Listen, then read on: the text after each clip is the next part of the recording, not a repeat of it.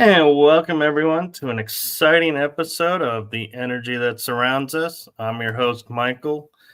And tonight I am joined with an amazing guest who I am so excited to have on the show. We've both been eagerly awaiting the arrival of the episode and can thankfully say it has arrived. And with that, I am going to allow my guest to introduce himself because he has such an amazing background that I just don't feel I could do it justice. So I'm going to turn it over to the one, the only, the amazing, wise, mystical Cal Melkez. Thank you so much, Michael. It's a pleasure.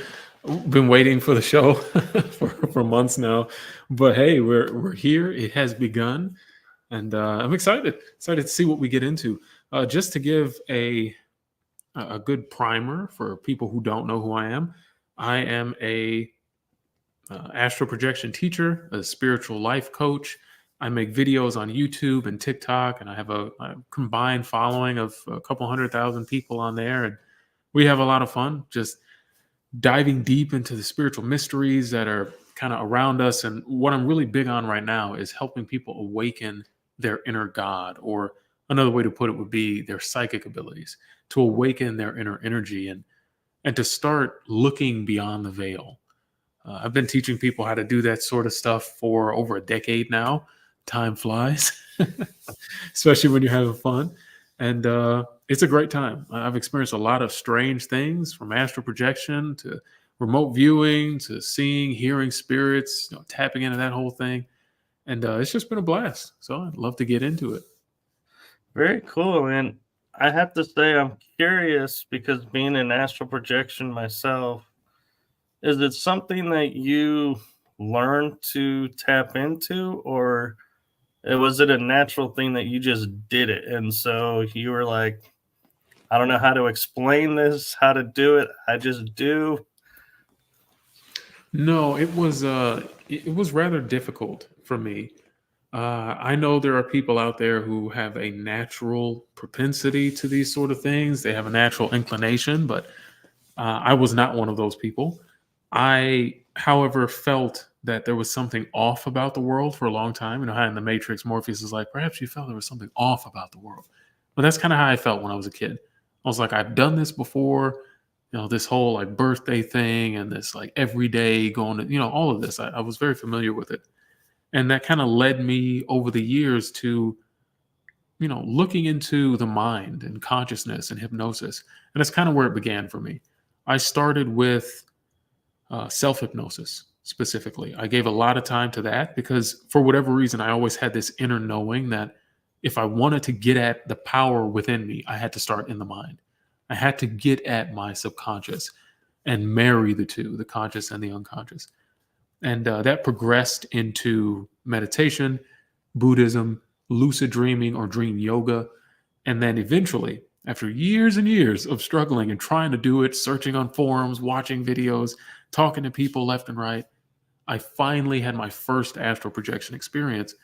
And it was life changing. Like I can say without a doubt, I wouldn't be the person I am today if that wasn't a factor in my life. I'd be totally different. It's allowed me to experience life so much more fully, and also to know, yeah, like there's something past this, there's something more than this, and I can get at it, I can reach it. So it was a really big deal for me. That first experience was it was something strange. I believe I started from a technique that I teach my students now to help them have their experiences, and I did that technique. I went to sleep, and I was woken up in the middle of the night, and I woke up abruptly, and I was looking up at the ceiling. It was just, well, it's kind of weird. I don't know why I'm awake. I kind of woke up from a nightmare too, so I was feeling kind of austery, kind of weird and spacey. And then the next thing you know, I go up to roll over so I can get out of bed and get a drink of water. And as I get ready to move, I feel I'm paralyzed completely. I couldn't move anything, and this it had happened before, like sleep paralysis, but never this sudden. Like I was awake, everything was fine. I was getting up, I was ready to do something, and then bang! All of a sudden, I can't move. Usually, when I have sleep paralysis, I kind of wake up into it, or it's something like that. Right. It was like, oh, I'm awake. Okay, let me get up, and I'm stuck. And then the next thing I know, of course, I'm afraid because I don't know what's going on. I don't know why I can't move. And then I start feeling these waves of energy, these waves of like these currents of electricity start moving through me.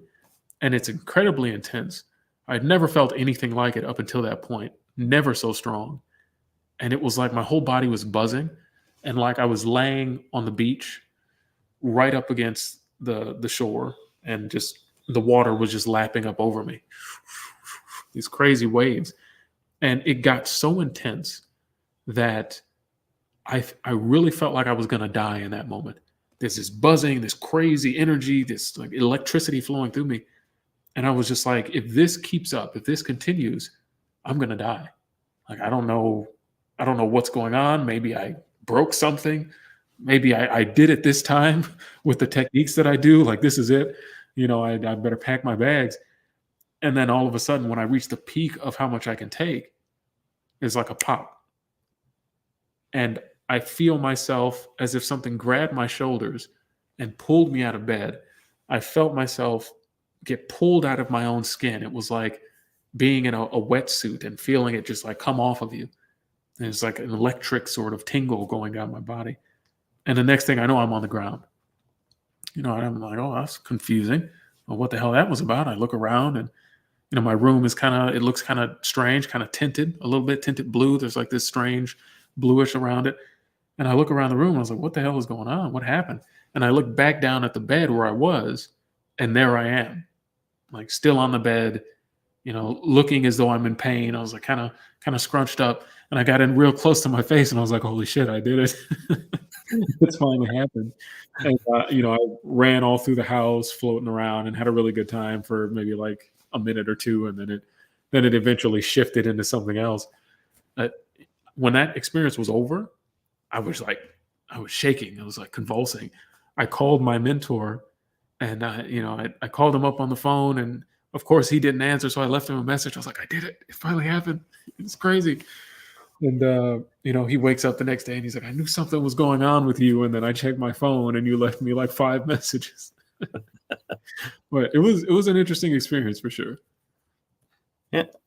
So I'm kind of curious, looking back at it now, in the position you're in now and understanding, do you think the waves of the electricity was like the energy severing your connection between the body so that you would be free to move on? And also, if it was you pulling yourself out of the skin so that you would be more comfortable to go, yes, I have left my body. I'm in the astral. That's interesting. I've never. You're probably the only person ever to have, for your second question, to have made that sort of connection. That's actually something. It's actually really freaky that you that you said that. No one else has ever said that ever. You can actually look at all the other interviews I've been on. That's something I actually teach people now, and I found it in ancient Egyptian culture, the Book of the Dead, and their ideas about the spirit that guides you after you die. They believe there's a separate spirit that guides you and directs you. And that spirit, I believe, is what pulled me out of my body that day. They say that spirit is with you from birth. And throughout my projections, as I got better and better at it, I started to encounter this being that basically was me. It looked like me. It was like made of light, and it would guide me through these experiences. I think what I experienced there was that.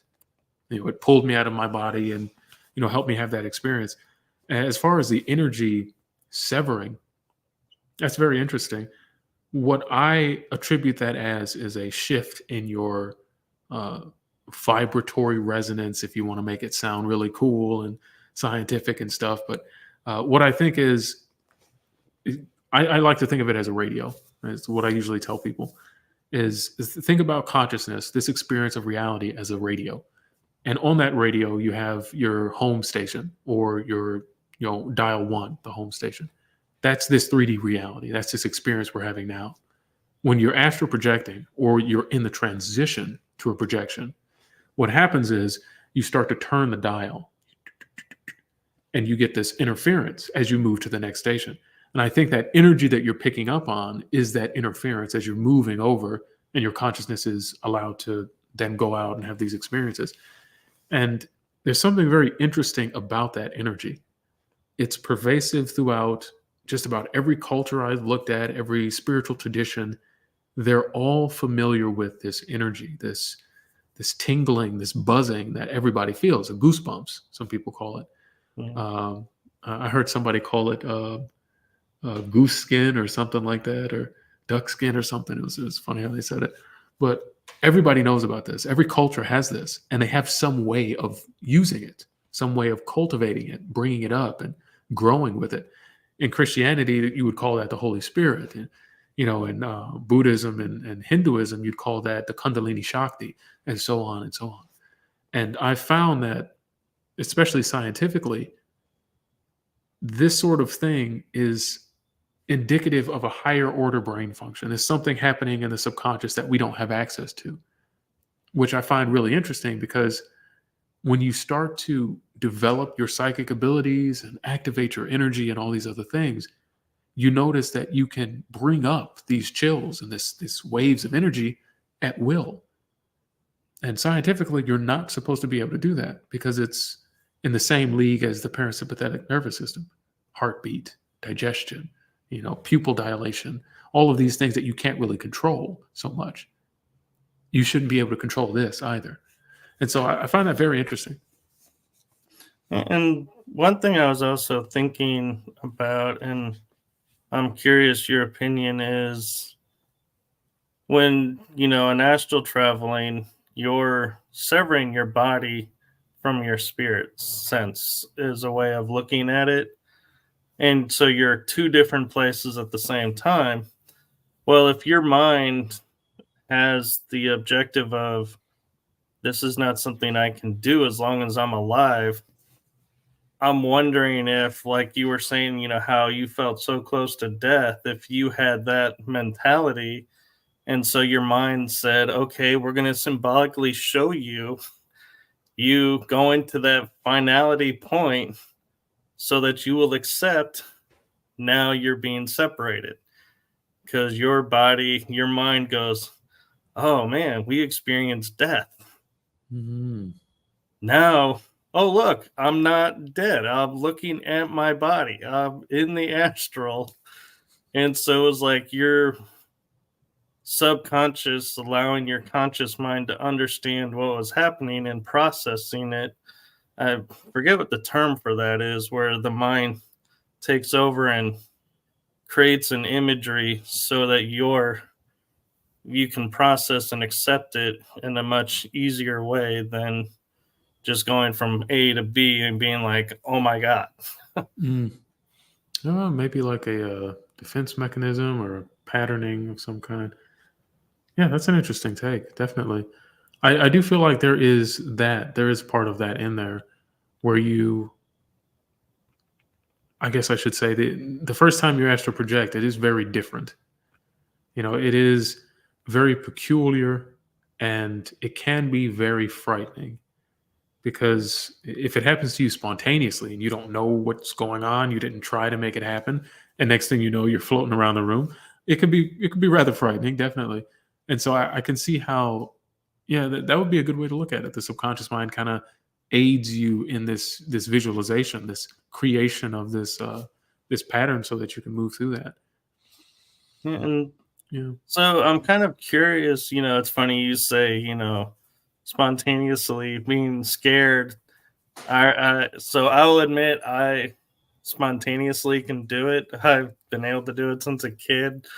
Don't hold it against me. I don't know why, but it's been a gift of mine. And my first experience, I was like, I left my room. I traveled around to different places on the planet. And then I was like, you know what? If I can travel here, can I travel further up? And actually left the atmosphere. And I was like, this is so fun and so cool. And then probably you had this experience is you forget how to land gently and slammed into the body and woke up and was like, oh my God, my muscles hurt. My body hurts. What happened? Yeah, and that's I usually look for things like that. People are like, oh, I astral project all the time, and people either describe the sensation of being on a rocket ship and just blasting out of their body, and other people describe like the slamming down back into their body.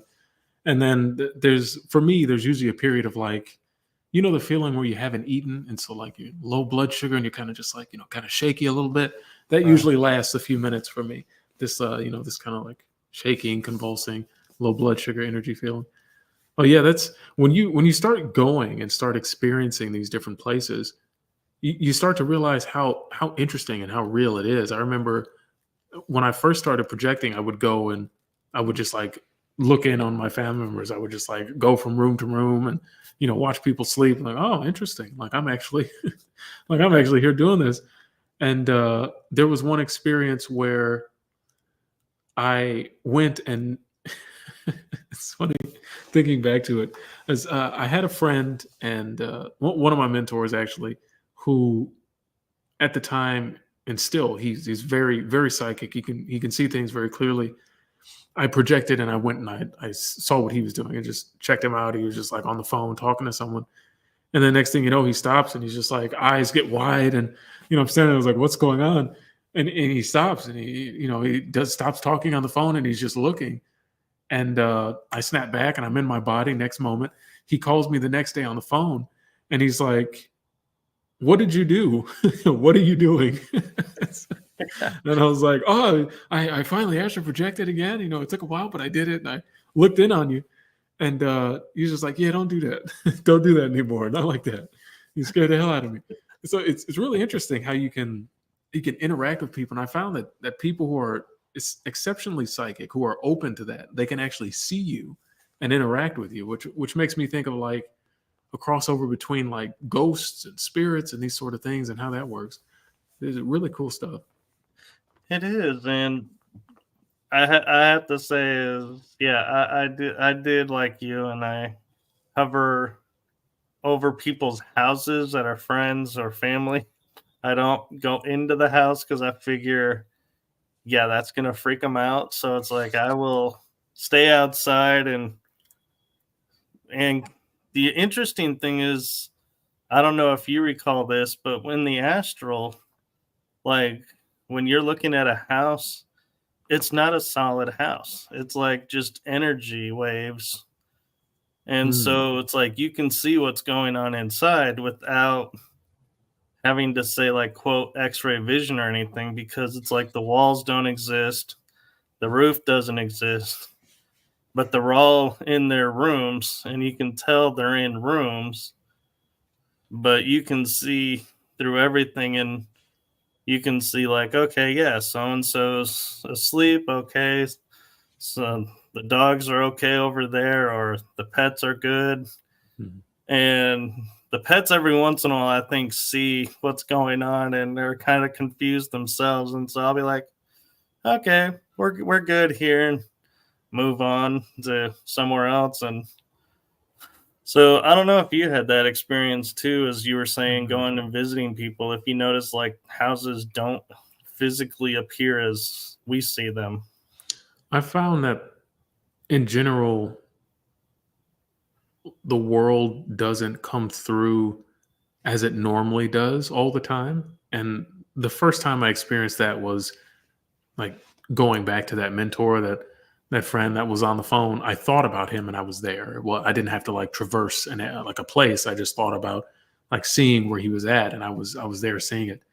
And so it's like there's no distance. There's just as fast as you can think about something, you're there. From what I've noticed.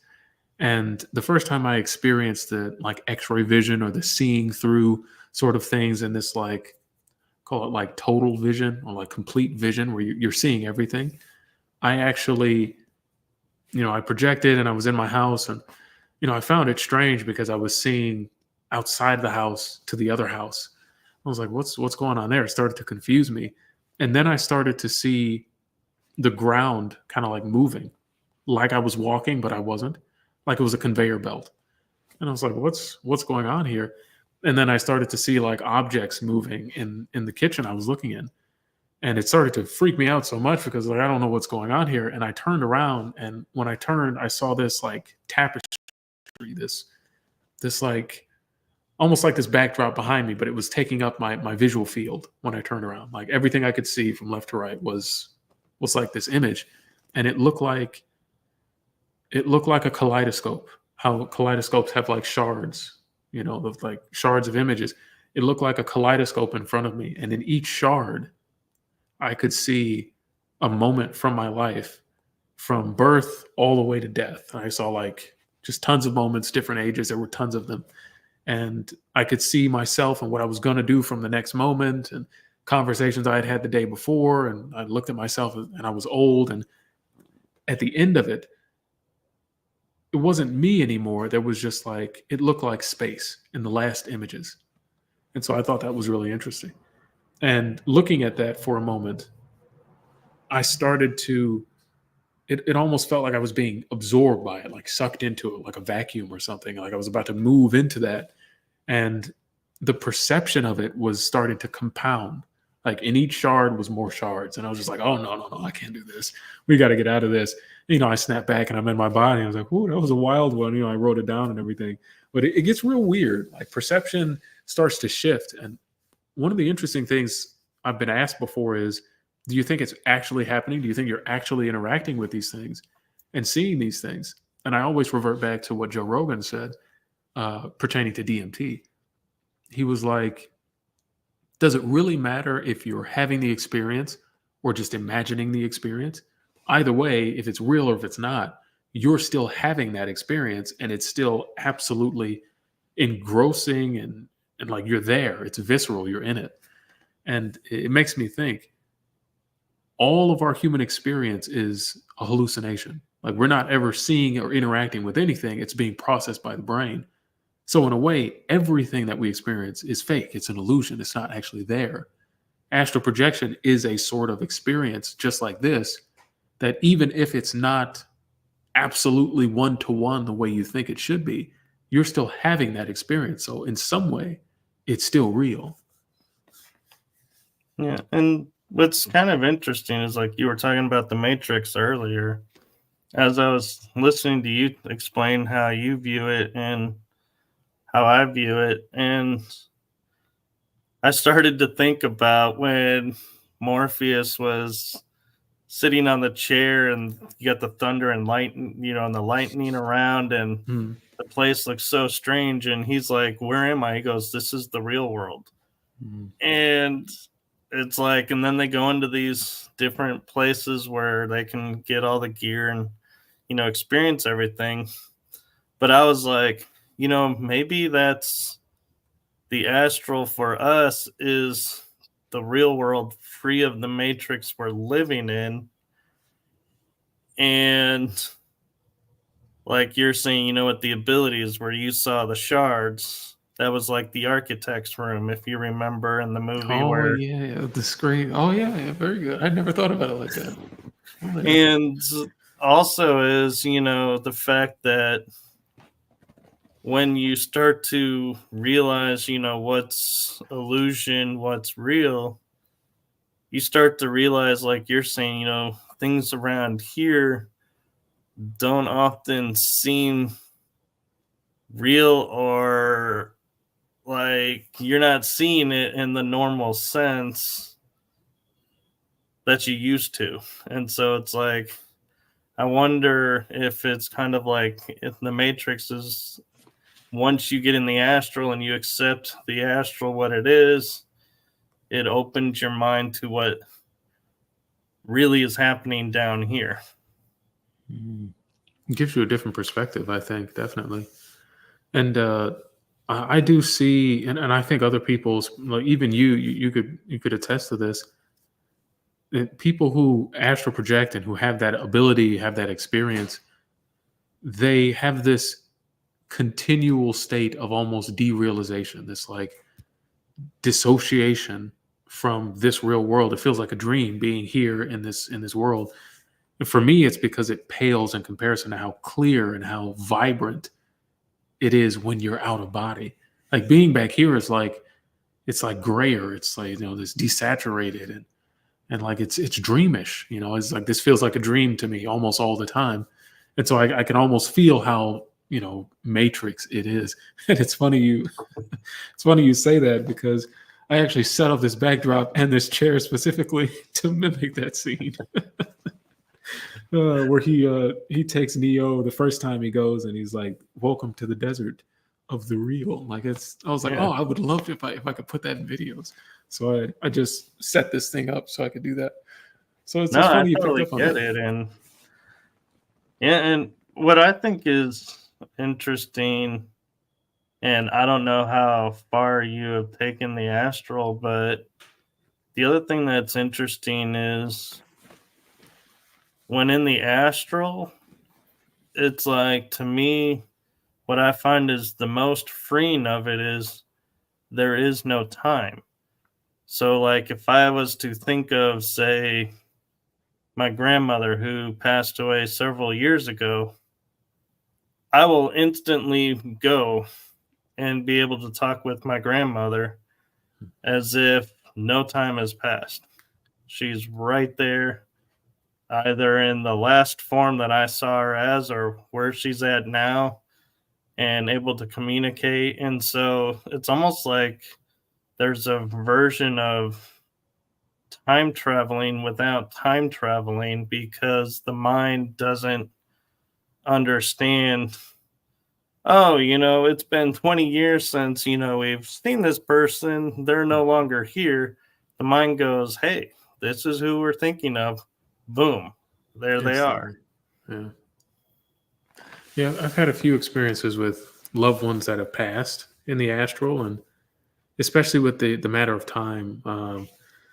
We talked earlier about being pulled out of the body by like myself. I call it the astral echo because I thought it sounded cool. I and like it. yeah, yeah. And to me, it appears as like this being that's like shining or whatnot, and it's like it's glowing. It's like it gives off its own light. It's hard to describe. I'm sure you've seen things like it.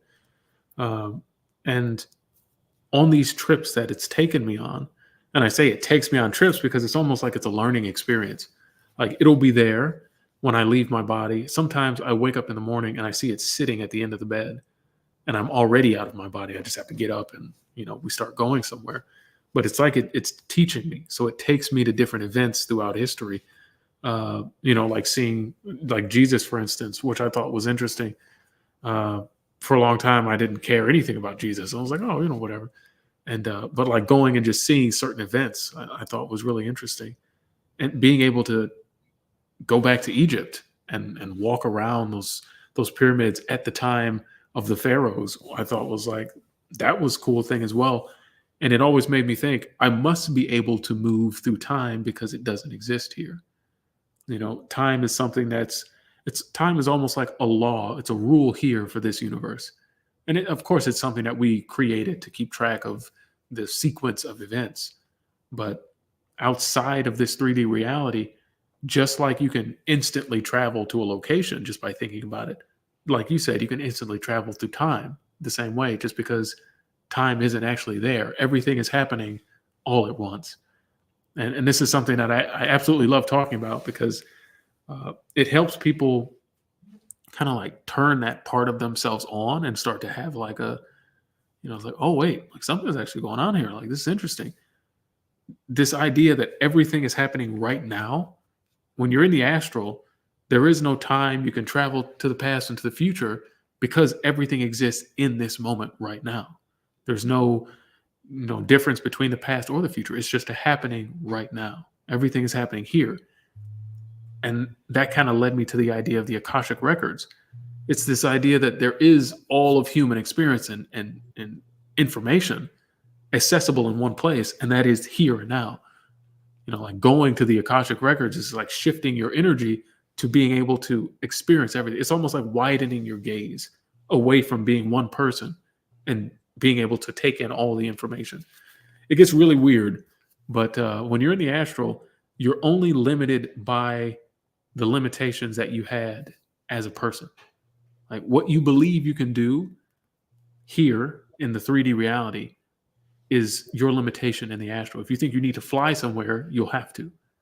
But if you think you can see through everyone's eyes all at once and experience all of life simultaneously, you will. And it's a freaky experience. Like there are no limitations at all. It's totally insane. All right. And one of the fun things I have, and I say fun is because it drives me nuts, is being on the astral. I'm used to traversing, like we're saying, the second you think about someone, you're already there before you even finish the thought. And I'm like, get like in a position and I'll stop. And I'm like, and I'll look down and I'm like, I'm still here. Oh, that's right. I'm not in the astral. I got to actually go get in the car. And it's like, and there are moments where I forget I can't do what I do in the astral here yet. Not yet. There's got to be some overlap. This is where people start sounding crazy, but I'm on board for it. There's got to be an overlap. There's definitely a way that you can take the energy and the information there and distill it into something palatable here. Like I've had too many experiences of like tapping into people telepathically and knowing what they're thinking and knowing what's going on with them. Like, oh, someone's in trouble. It's like, man, I just feel strange. Like something's going on. Let me call this person. And of course, they're in a hospital or something happened to them. And so there's always this interesting interplay where you see just how much of a matrix this is because you can kind of mess with it, kind of break the rules of it. And I have another challenging idea for you. I'm curious your thought of is, like you're saying, going back to the time of Jesus or walking in Egypt and noticing nobody was freaked out by your presence there. I'm wondering is, when that happens, are we appearing as a past life version of ourselves? And so everyone just is like, oh, hey, you're here. Not a big deal. Instead of our future selves appearing and everyone's like, oh my God, who are you? Where did you come from? What are you wearing? Why do you look that way? Yeah, that's interesting. That's an interesting way to put it. Anytime I've seen the future, it's really weird because I'm not me in that future. Sometimes I'm seeing like an alternate reality version of me where I'll be like, I'll be a white guy or an Indian guy or something like that. I'll have a family, wife and kids and all this. And it was one time I projected and it was like I woke up in my normal, this experience here. And I was like, oh well, I want to do it. Let's astral project. And so I did, and the experience kind of like came over my eyes. Like I always describe it as like taking a piece of paper and burning the edge and seeing it like kind of eats it up like that. That's kind of what my vision did. And the next thing you know, I'm in a different bed in a different room, and my wife is laying next to me. And I look over, and I see her, and she's not my wife that I recognize here.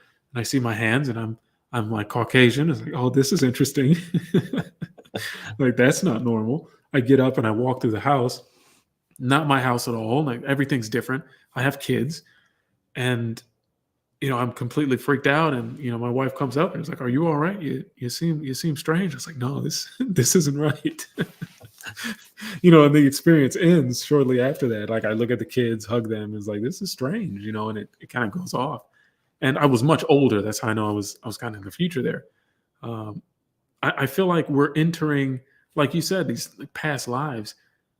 When we go back in time, it's possible that in some instances, because sometimes I've gone and it's been like a Ebenezer Scrooge sort of thing. I'm kind of like hovering over things, and I'm just looking at things, and it's like I'm not interacting with them. They can't see me. Other times it is like I'm interacting. I am a person, and I'm being shown something and interacting with people.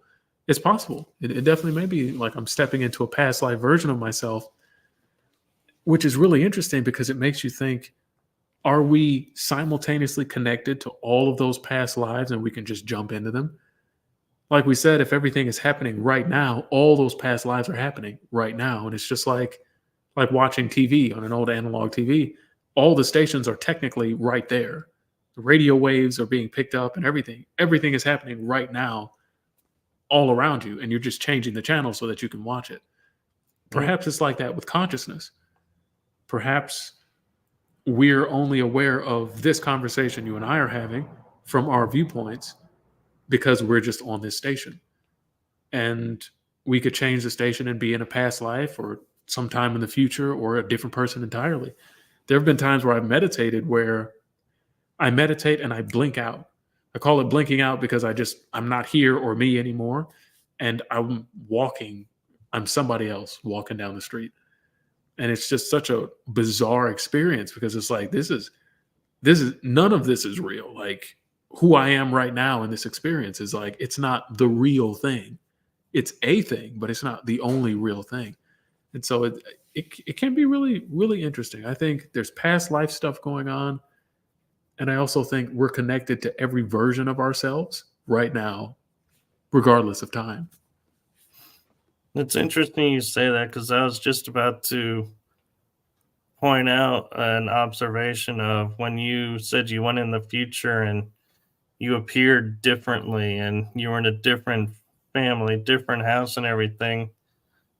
I was going to say, we as humans feel like this is the only timeline there is.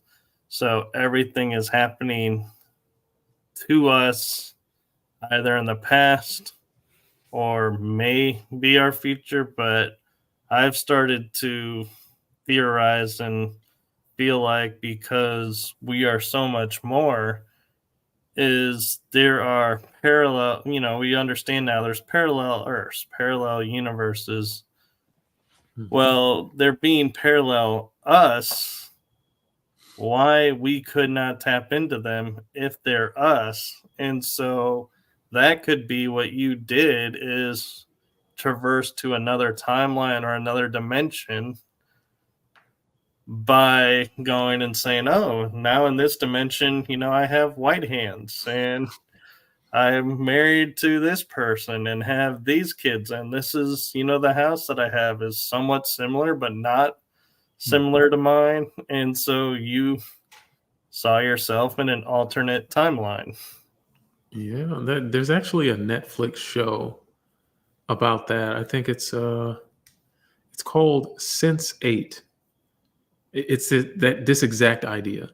It's the idea that I think it's just 8 people and they're all connected to each other. They're able to almost take the knowledge and the abilities from the other 7 people and use them, not, I don't know if simultaneously, but like they'll experience the other person's life. And, they'll just kind of blink out. The show starts, I think the first episode, we see one of the 8 characters, and she's doing DMT actually, as a group of her friends, and she does it, and she wakes up in someone else's body. She's having an experience of someone else. And right when I saw that, I was like, oh, this is the show. This is the show to watch for sure. This is it. And ever since then, I've thought about it. It's so interesting. I've had so many experiences of being someone else. Like I project and I'm living in a different place. I'm either white or Indian, or I'll be like living in Africa, or like just totally different stuff. And there's no limit on it. I feel like not just the different versions of you, but anyone. Like there's nothing stopping me from experiencing you and you from experiencing me just like that. It's because we're just filters for what consciousness is. And this may sound extremely unscientific, but I think the unified field is consciousness, this ever pervasive energy, this substance that kind of keeps everything bound together is consciousness. And when you're able to manipulate it, move it, flow with it, you start to see, especially with astral projection, that you can kind of do anything. You're only here experiencing this body because you believe you have to. It's your only option, but it's not. Right. Yeah, you'll get a kick out of in the circles that I in the metaphysics. We refer to these as our meat suits for living on this planet. It's like they're not us. We're just borrowing them to exist here. I like that. I like that. I'll use it from here on out. I'm in the meat suit for today. Yeah. Have you? Oh, go ahead. Oh, go ahead. I was just gonna say, have you ever had that sense, like, say you haven't astral projected in a while, and it's like you just need to get out and like take a break. Like I feel like if I go maybe a week or two without astral projecting or longer, I start to get this like heavy feeling, like my body is really tired and exhausting. And sometimes I think, man, I just need to take a break from this thing. I got to get out of here, like stretch my legs. I have. And for me, whenever I call it like astral withdrawal, is I sit there and I'm like, and I'll try and force myself to go because I'm like you're saying, I feel like I need to go, but if I can't go, I'm like, I try and force it and it won't happen. And I'm like, what is going on? And then I'll just stop, quiet myself, and then I'll be like, oh, maybe it's because of this. And then I'll go and look at whatever that is. And next thing I know, we're back to astral. It's like, oh, yeah, I had to take care of something here first. That's interesting. A lot of people, when it comes to meditation, they find that they can never quiet their minds, but they've got this like running to-do list of all the things that they could take care of that are just kind of like nagging at the back of their heads. Take care of it. I find that helps, quieting the mind. I'm curious to know, what's your progress? What's your process when you're like, say you sit down, like, all right, let's astral project today. My process is different, I guess, than other people's, but I'm curious to hear what yours is. Well, for me, actually, it is progress, is because it happened in stages. Is for me, the first thing was I have memory of, and this is going to sound a little quirky, but I would be in my room, hovering above myself, look up. Next thing I know, I'm on the ship of Ra, and we're floating in the heavens. And so I'm like, oh, so I can leave the earth. Cool. Okay. And they're like, okay, now you got to go over here. And then I would go over to a place near the moon or Mars, kind of in between there. And there would be like these little pads, and you would stand on the pad, think about where you wanted to go, and then it would be like a shot. You would be shot there, and it would instantly teleport or just speed you up enough to get there. And I noticed as I became more comfortable being out of body and understanding the science of the astral, how it works, I would skip the ship of Ra, go straight to the jump point, is what I dubbed it as. And then I would just be like, okay, I don't even need the jump point now. I just will think about this world and be like, okay, here we go. And one day, I don't know if you've gotten to this level yet, but I was sitting there and I was like, I'm traveling so far out, and my consciousness is like struggling a little bit with it, and I'm feeling worn, that kind of like tired feeling. And you're like, I'm energy. I can't be tired. Something's going on. Well, I figured out what it is the mind can't process and keep up. So your body is getting exhausted, even though it's resting, because it's still operating under the guise of you're moving around. It's moving around. It's feeling everything you're going through. And so I was like, I need to recharge and regenerate myself before I return. So I created a place where I go and energy is infused in. And like if my arm is hurting, it'll be like, it's almost like that scene Tron Evolution where he takes the broken DNA out of her arm sequence and put a new one in, and her arm regenerates. That's kind of what it is for me. And then I'll return to the body, and the body's like, oh, hey, we're not tired anymore. We're all good. All right. Oh, everything's fine now. Now that you're Wake back. up, we're good to go. Yeah. I don't wake up like, man, I feel like I traversed like 7 galaxies. Man. Well rested. I've had similar experiences. I used to hang out or interact with a group of people. I think it was 4 or 5 of us. I don't remember. But we were in a Discord call, and we had found each other through YouTube.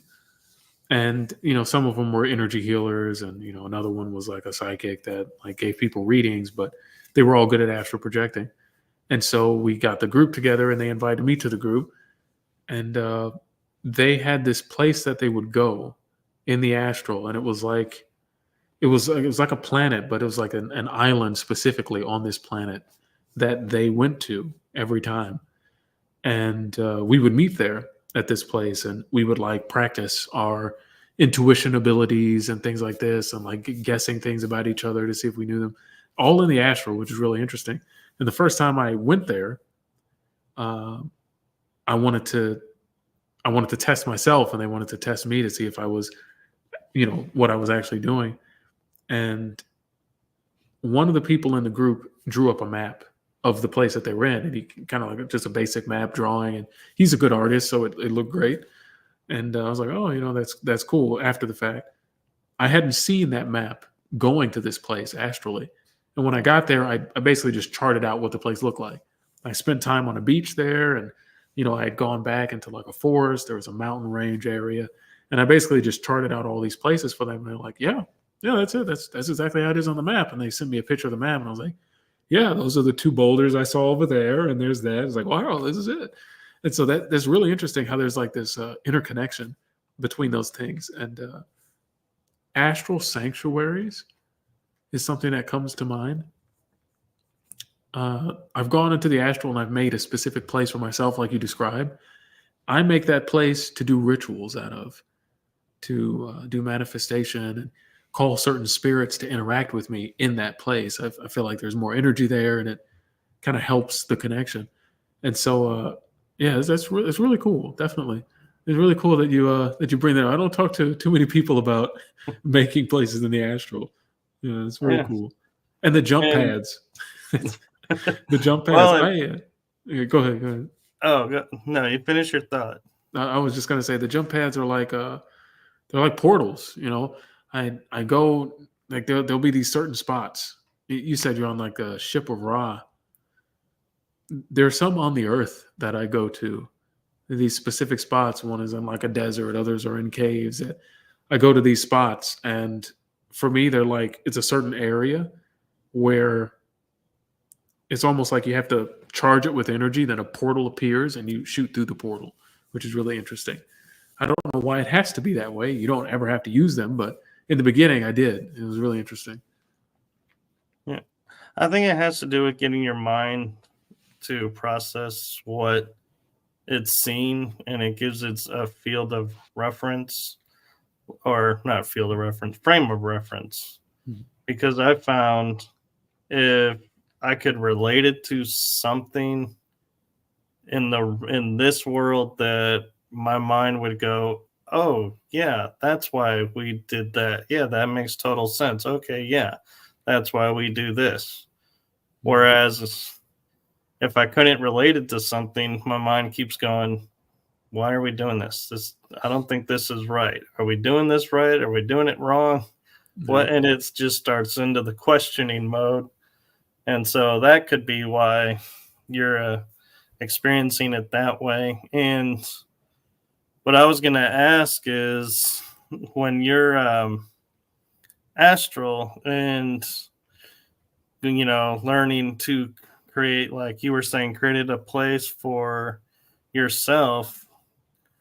I actually found one day, I was like, I wonder if, how you get in those modes. Yeah. And I created this world out there, and it has a little floating island, which was interesting that you guys said you went to an island on this What's world. going And on? so I created this, and I left the people there, and there's people there, I left it populated, and I introduced myself to them, and I said, I'm here to, watch over this world for you, but I want to be clear. I'm not your God. I'm not a God. Don't pray to me. Don't worship me. I'm Mhm. no different than you all are. But if you need help, just call and I'll come and help. Mhm. And there have been times where something happened nearby, I guess, or something, and the island would start to go lower. And so I would come back out, they'd call me, I'd come, and I'd be like, well, this is interesting. So I'd tweak it a little and be like, okay, let's put the island back up where it's supposed to be. The Mhm. water's flowing nicely. Okay, that's good. Everything's good. Okay. And then I'd stop in and be like, okay, guys, everything's good. You don't have to worry anymore. Go about your daily lives and have fun. But I also, though, do put something over the world so that only I can find it. Mhm. Because it's like, I don't want somebody else coming in and being like, oh, yeah, I'm your God and worship, and get into this Oh ego yes. trip and be like, Mhm. and then I have to undo all of that, because it's like, I want it to be free of like the earthly condition, the ego condition.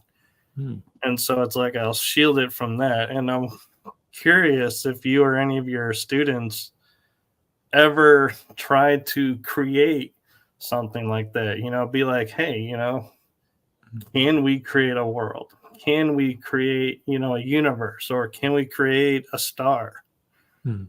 It's actually one of the more advanced things. Usually, when I've had like a few students get really advanced, where they start to project and they can do it consciously just from meditation.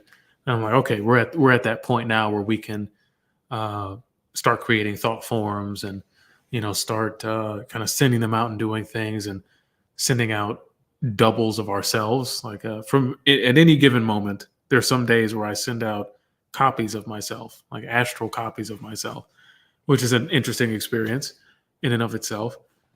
But there have been times where I'll tell a student, I want you to make a temple first. Like make a temple for yourself, something like that. And they'll come back and tell me, after they've made that temple, when they go back and revisit it, there are people there.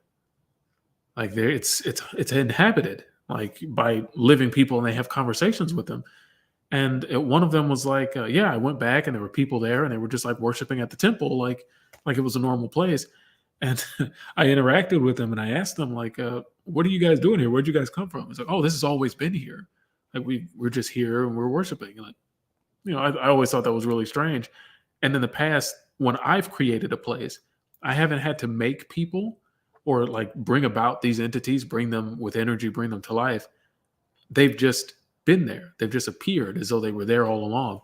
And I think that's kind of like the time difference and time not being a thing. Like you make a place in the astral, and it's almost as though you can see instantly what it will become, where people will be, and how it grows.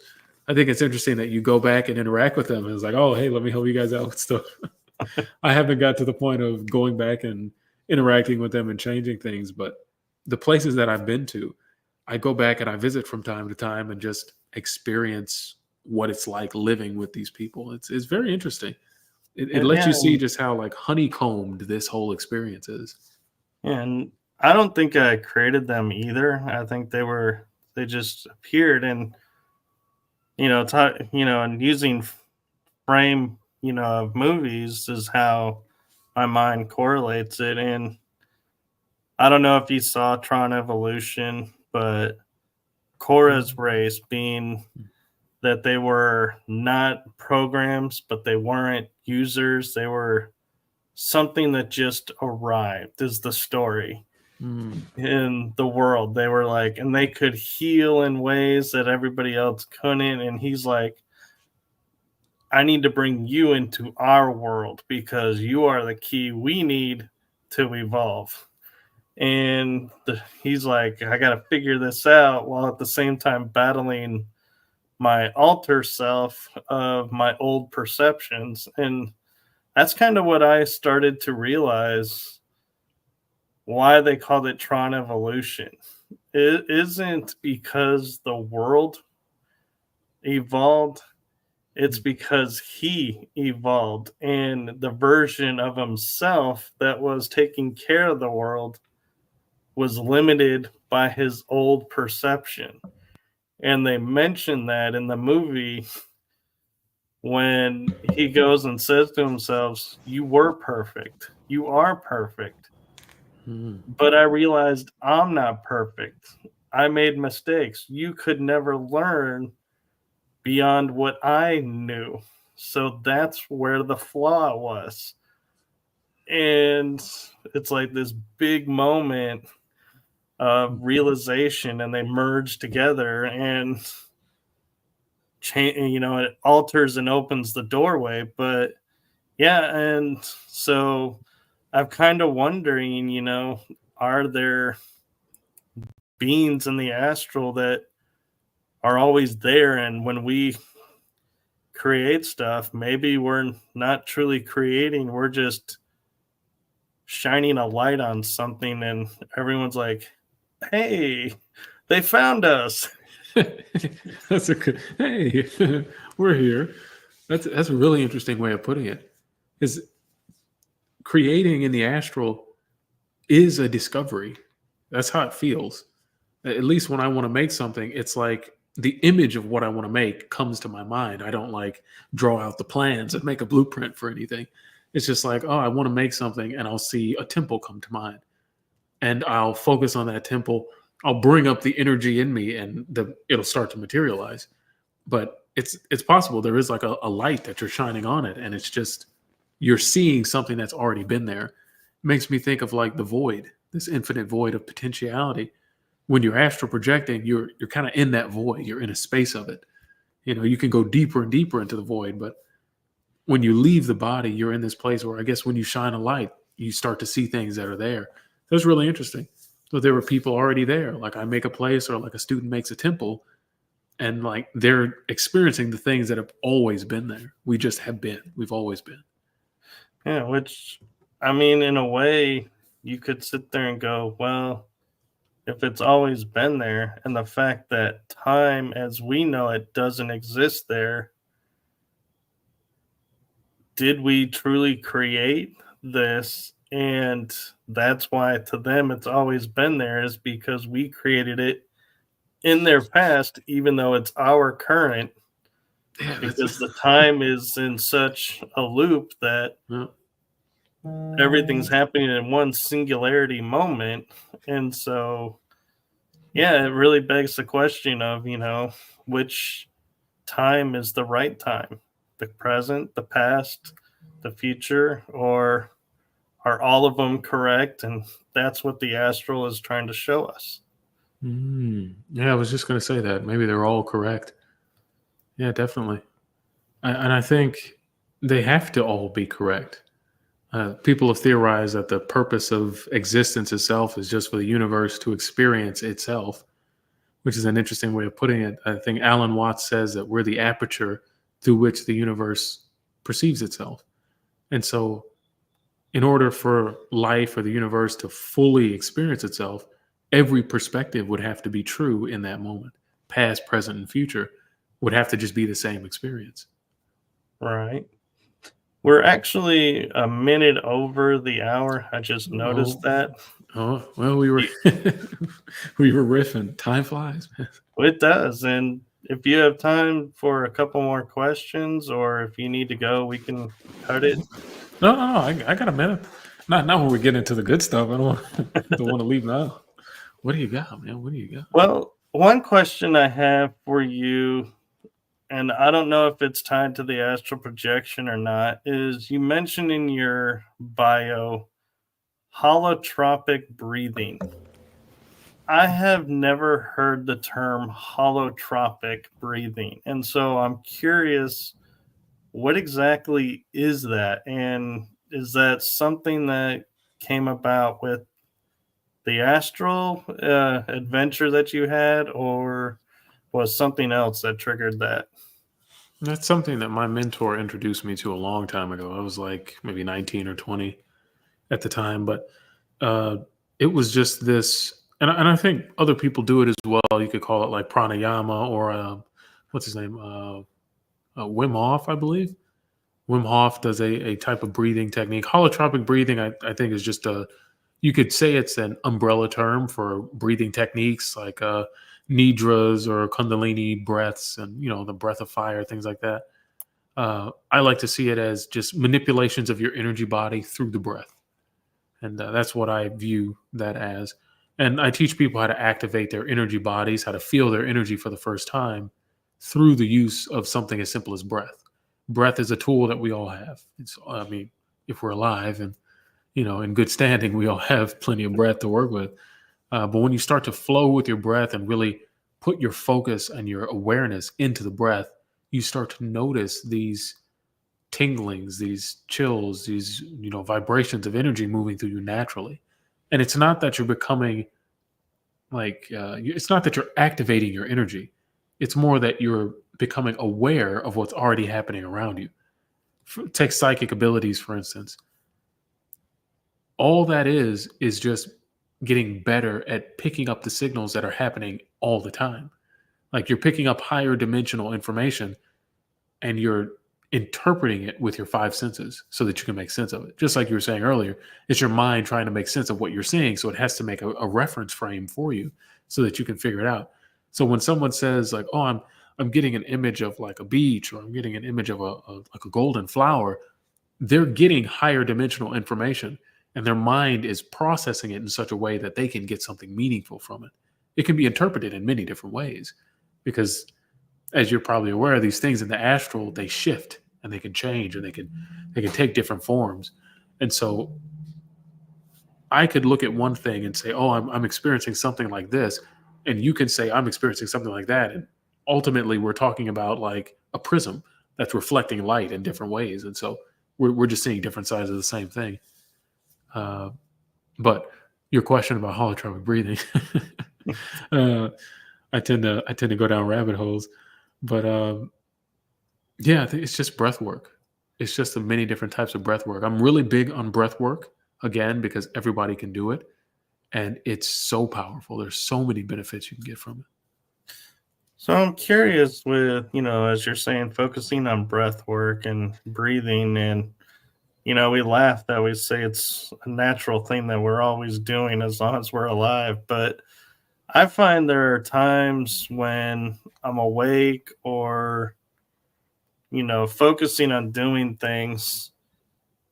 And all of a sudden I'll be like, and it hurts a little bit. And it's like I realized I haven't been breathing for a while.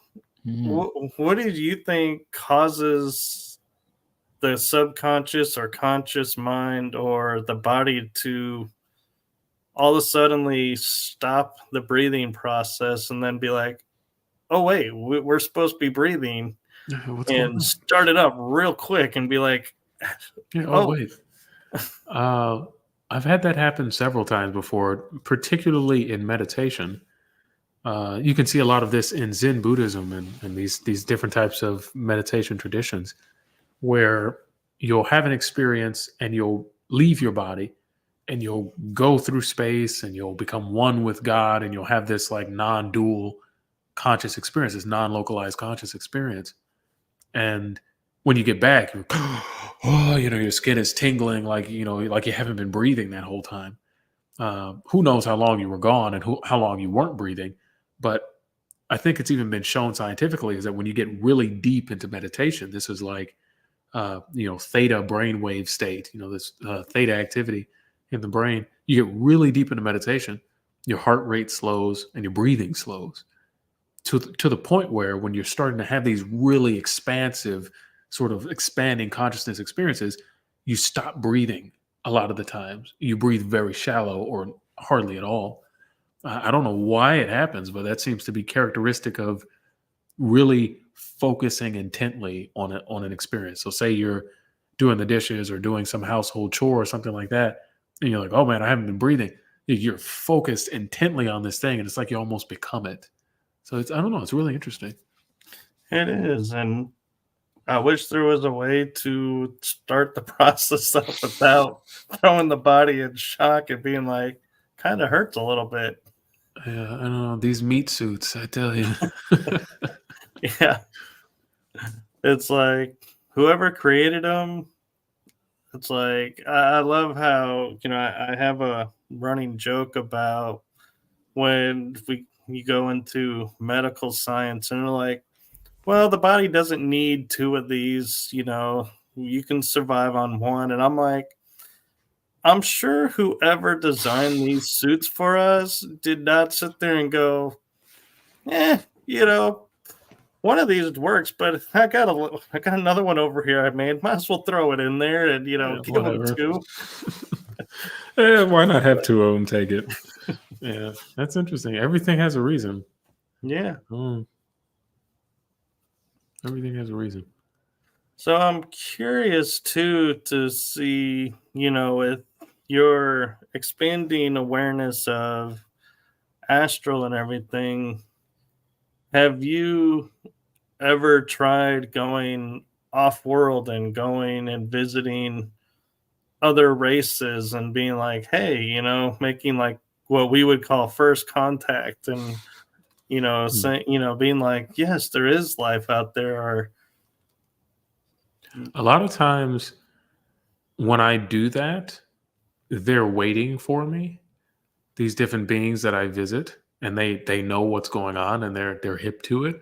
They're like, "Oh, hey, what's going on, man? Like, check out the burrito bar. Like just hang out for a while." And it's like they know what's going on, and it's like their society operates around this level of conscious awareness. And I've had the experience of even becoming them and like kind of melding consciousness with certain beings.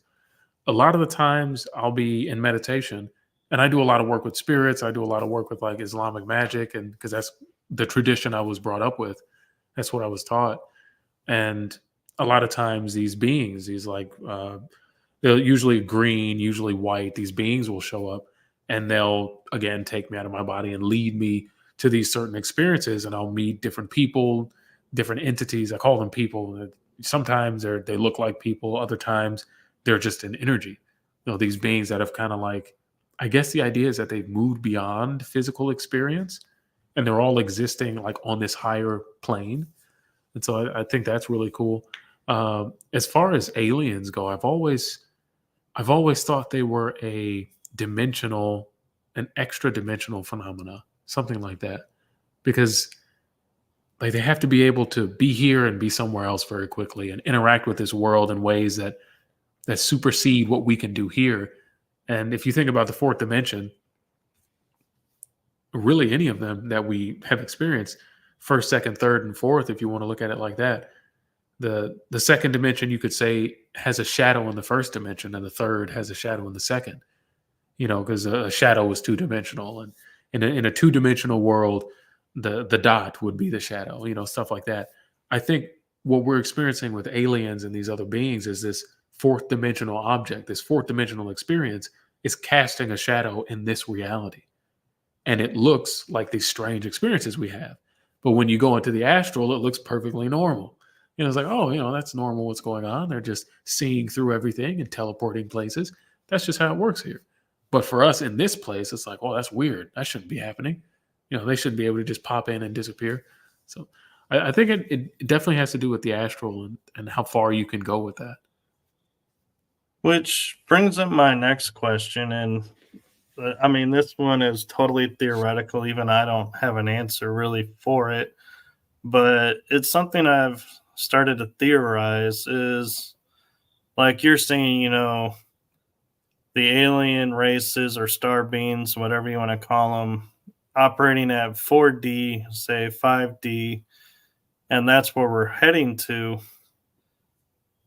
Could it be that they created the astral plane as kind of like a learning school so that when we reach 4 and 5D, we can better operate within it and we're not going to be like the 2-year-old in college going, wait a minute, can you go back and define how I got here?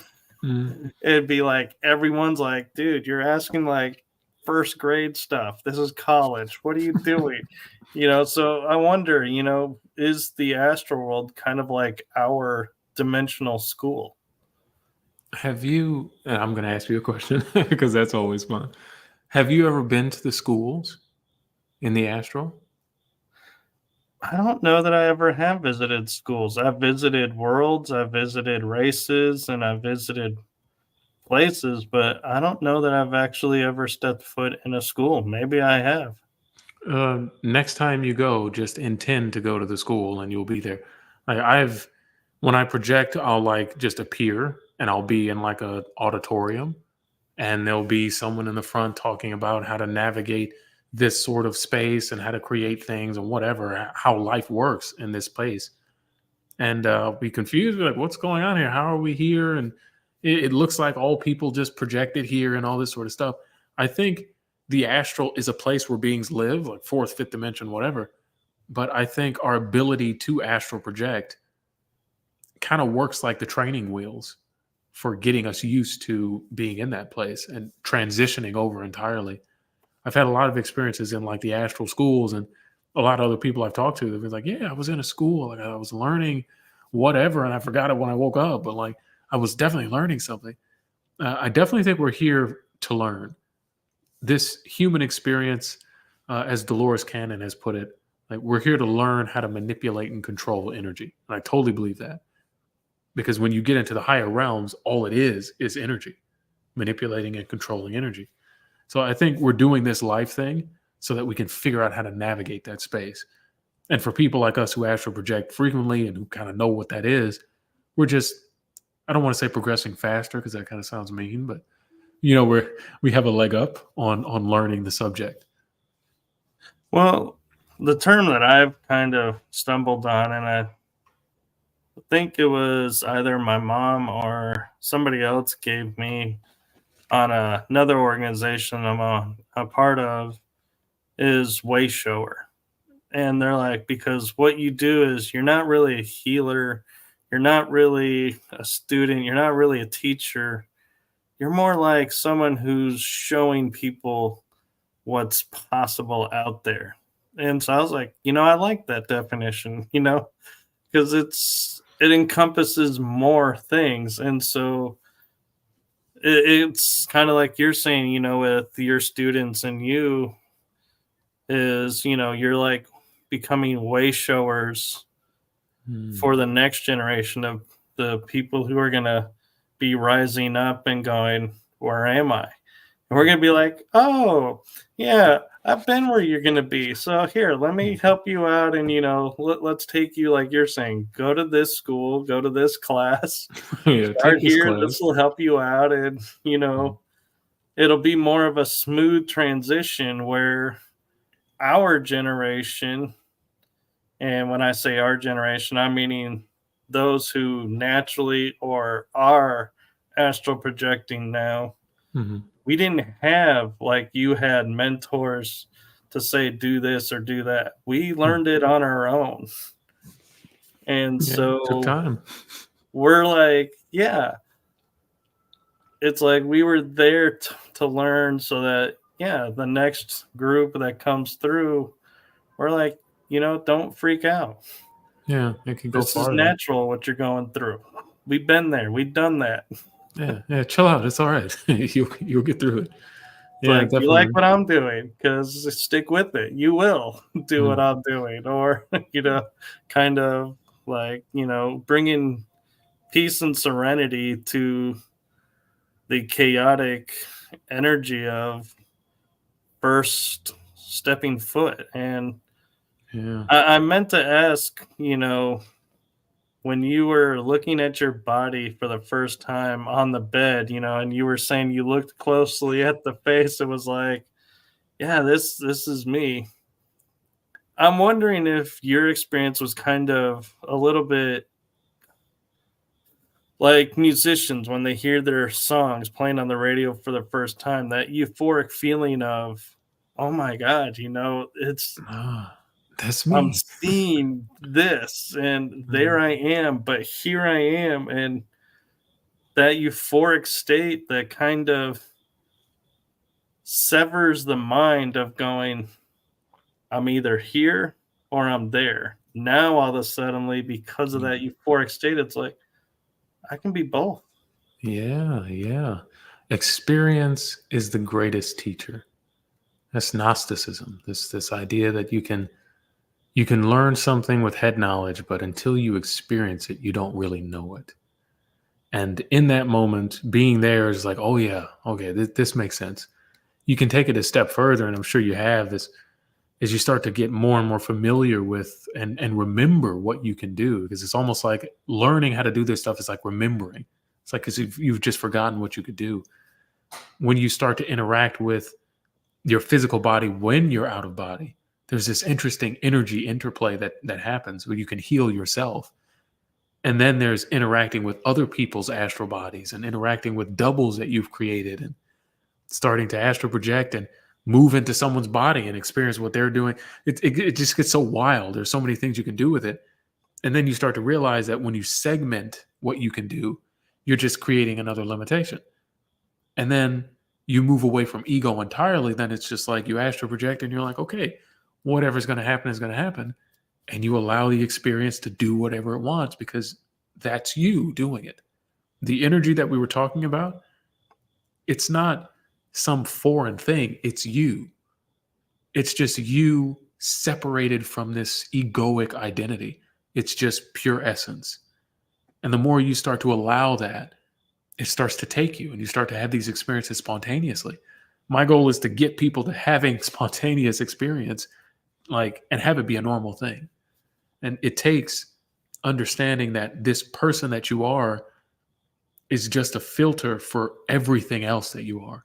In the Bible, Moses asks, like, God, who are you, when he first meets him? And God says, I am that I am. If you think about it, it's like, I am. Like, whoa, what's that? Oh, I am. I'm that. I am all things. I'm everything. And, people try to twist it and turn it into something else. It's like you take it at face value. But God is everything. You can tap into God with anything. Whether you're knitting or doing dishes, you can have an enlightening experience. That's true. And I'm kind of curious, as you're talking about like creating doubles and everything on astral. if you've ever had a double take on physical form, in which case is that kind of similar to what some people are starting to call the term bilocating, where you're in two places at the same time? I have not personally manifested a double. My mentor has, and that's really weird. A lot of weird things. A lot of weird things like teleportation, bilocation. A lot of weird things can happen as you start to solidify your energy. Like the more and more you develop it, the more you can control the mind and what you can do. And I believe the process, if I remember right, you go through what you have to make the double, however you do it, however you have to. Once you have a double of yourself in the astral, a version of you there in the astral, you have to identify with it and almost become it yourself. You have to take ownership of it and be it. And when that is full and solidified enough, it's almost like you've made two separate brains. And I've gotten to the point where once you do that, you start to see through both perspectives and you start to feel through both bodies. And it's like, okay, I am both of these things. And it gets super weird. There's this really weird interference that happens in the brain where it's like, oh, I'm experiencing two different things at once. It doesn't make any sense. And I think after you get past that point, then you get to the point of solidifying the body and making it real here. But that's like really advanced manifestation work. But it's possible. Gurus in the past, yogis have done it.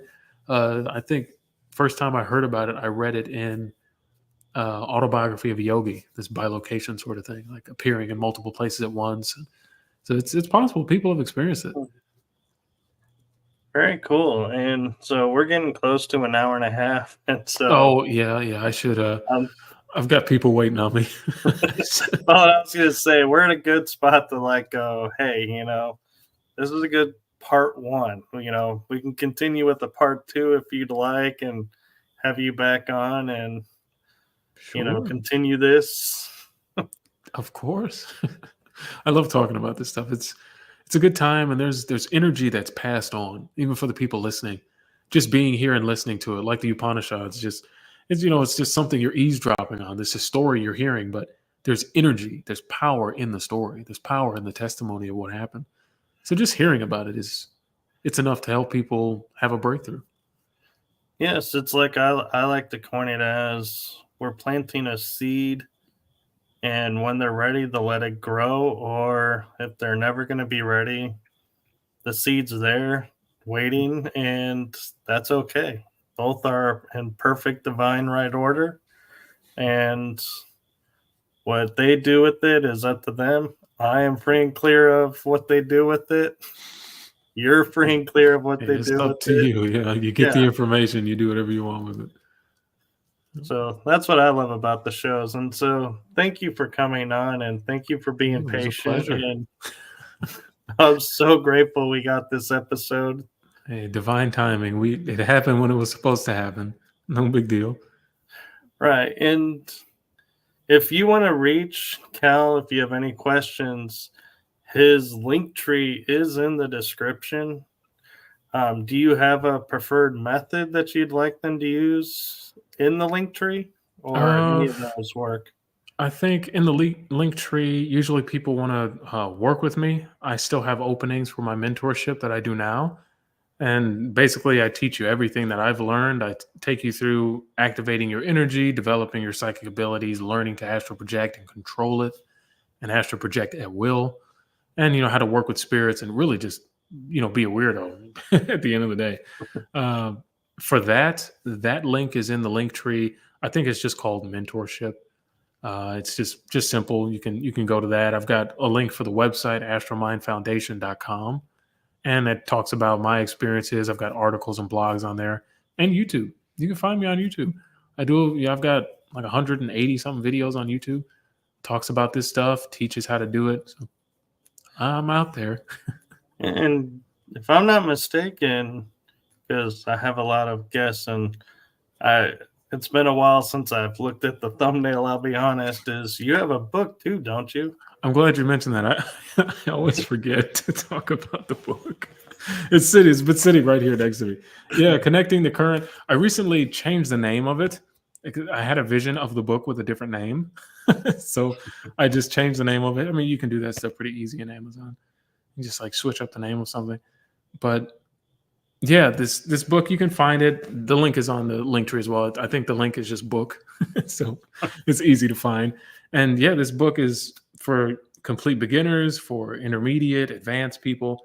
It takes you from A to B, A to Z, excuse me. Like it takes you from freeing your mind, understanding that you're more than just this body, and it gives you practical steps, meditations, techniques to broadening and expanding your consciousness.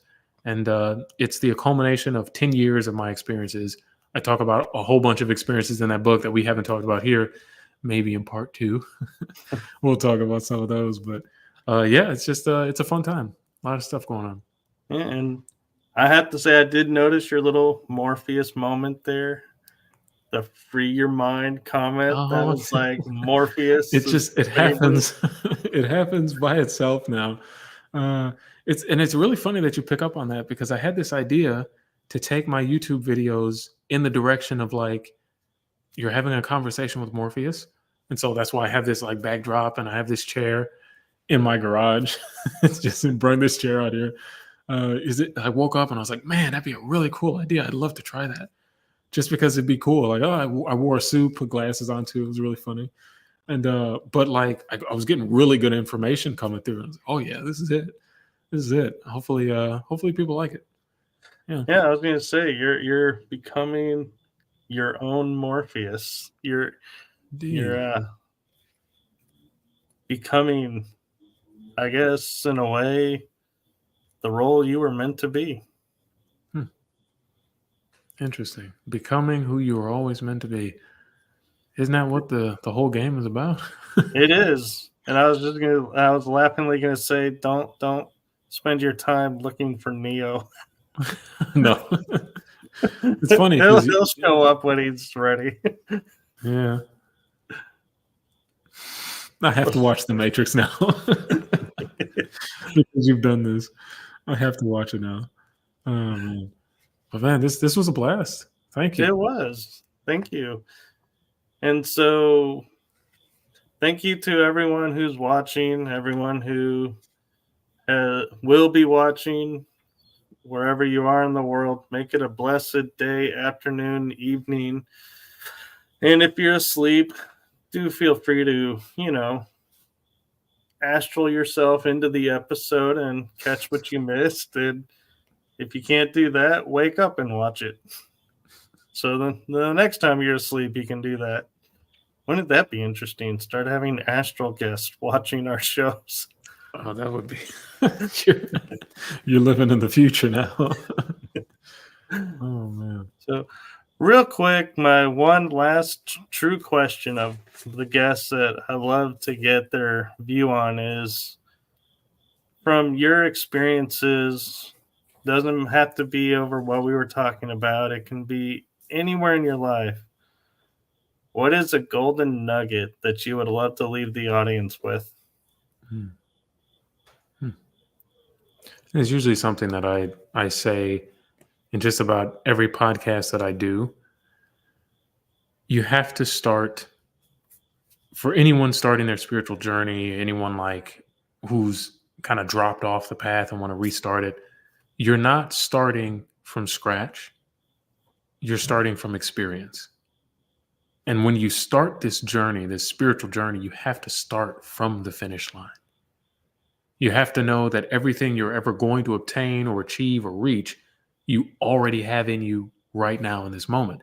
You're just going down the road so that you can have the experience and enjoy it. But you can have fulfillment, happiness, wholeness, completeness.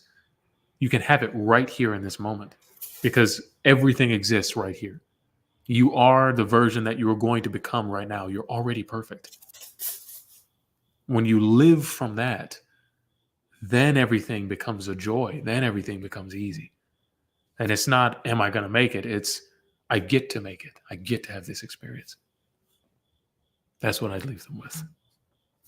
Wow, I'm like speechless. I'm trying to wrap my mind around everything you just laid out and being like, how can I summarize this and use it as tag into what I say? And I'm like, nope, not going to happen. So, what I'll do instead is I will piggyback on what Cal said and just say, wake up and take each day with filled with love and joy, and perhaps, find a mantra that works for you. One that works for me is I wake up, go through the day, do what I feel is right, and at the end of the night, if I go to sleep feeling like I did everything to my best and everything worked out divinely, then I've had a great, perfect day. No matter what happened in between, as long as I can wake up and end in that manner, it's a perfect day. Well said. Well said. So, with that, I'm going to say goodnight to everyone. Thank you again to Cal, and we will be in touch for part 2 because this was just such exciting and interesting conversation around the astral. That was a lot of fun, and I've learned some stuff too. So there you go. Definitely. It's been a blast. And hopefully it won't be, next October. We'll get you back sooner. Let's hope. Hey, but if that's how it shakes out, no big deal. Exactly. We'll bring you back when it's the right time that works for both of us. All right. Good night, everyone.